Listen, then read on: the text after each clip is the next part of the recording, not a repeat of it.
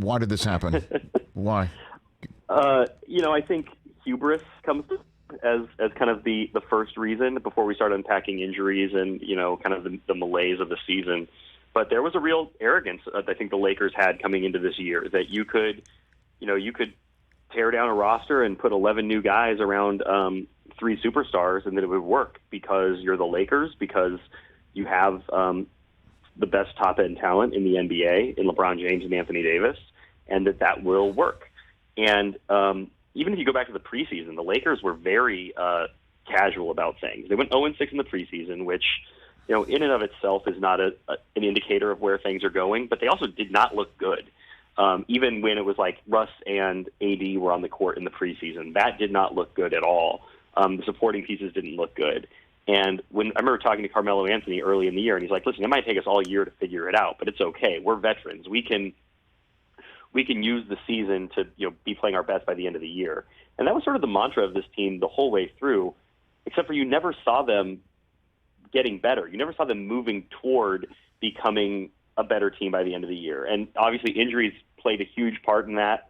The Lakers didn't win consecutive games, however, until the last 2 games of the season from January 7th. So that's 3 months that they couldn't put it in gear for more than one night at a time.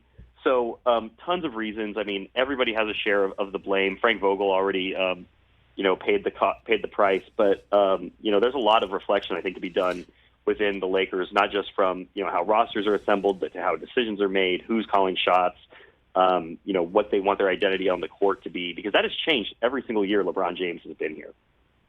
Well, I mean, you mentioned LeBron. Let's just hit him right off the bat here. When he says the season was not a failure, what do you think he means by that?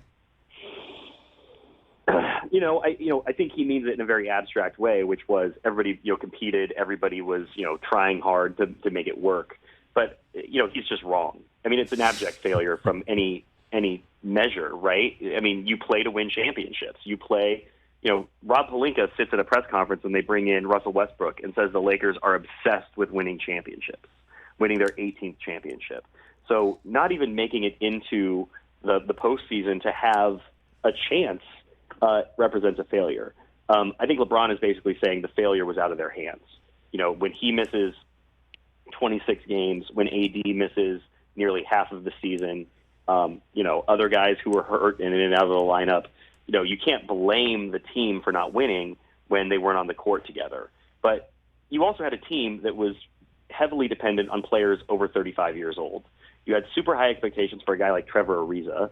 You brought in a third star in Russell Westbrook, who, even if you thought you knew something that everyone else didn't, the prevailing take around the league was that was not a good fit for Russ, that was not going to work, and that the Lakers made themselves worse by trading, 2 or 3, depending on how you feel about Montrezl Harrell, really valuable role players plus a first-round pick for Russell Westbrook.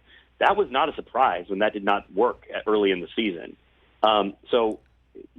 It wasn't just the injuries. This was a team that was not going to achieve the success by their own standard of success in almost any situation.